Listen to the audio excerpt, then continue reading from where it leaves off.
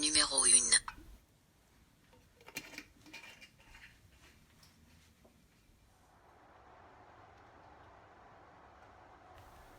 Un tutoriel pour apprendre à se défaire. Pour apprendre à ne pas apprendre. Un tutoriel pour essayer de ne pas y arriver, pour apprendre à se rater, à se tromper, à faire sans savoir comment on fait.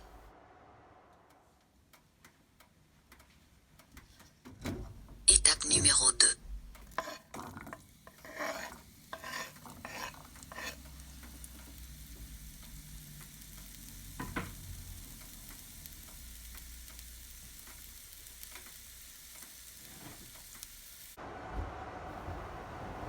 Ceci est une démo.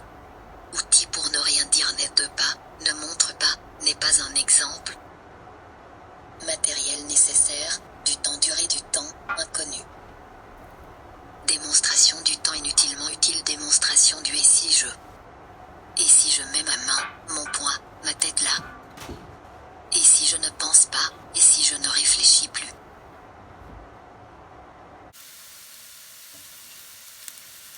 Étape numéro 3.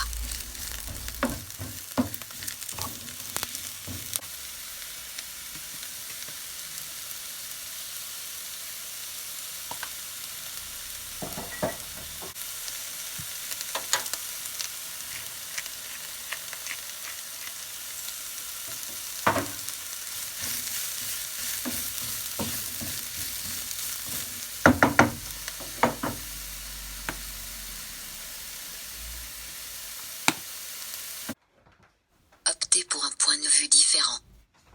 Retournez, basculez, étirez votre champ des possibles.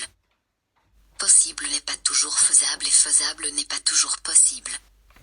De plus, possible et faisable sont des mots et les mots ne veulent rien dire. Bref, essayez de faire votre possible pour que ça soit faisable.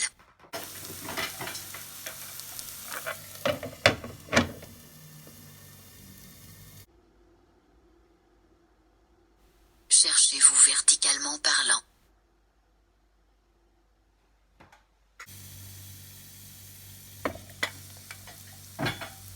Étape numéro 4.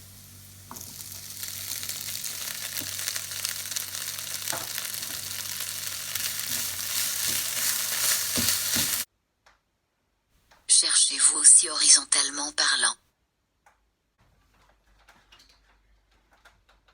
Puis triangulairement parlant.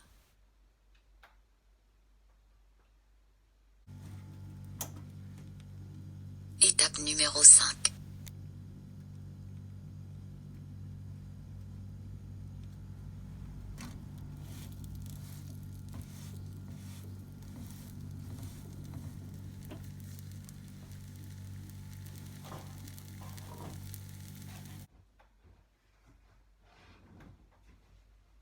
L'idée n'est pas de faire, vous l'aurez compris, mais plutôt de se défaire, à la manière dont on défait son lit avant d'aller dormir, sauf que là aller dormir voudrait dire se réveiller.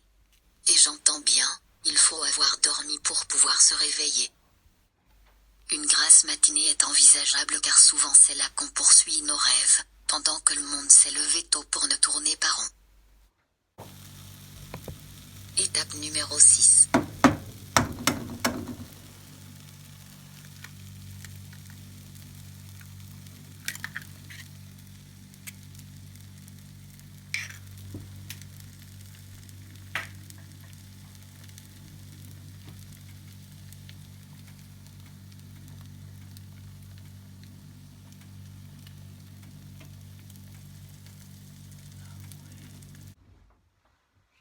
Puis défaire, c'est aussi défaire un nœud trop serré parce que tout le monde a tiré dessus, et maintenant il faut y aller petit à petit pour en venir à bout.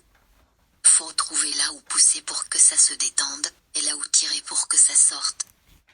Et quand le nœud est défait, la corde est plus longue.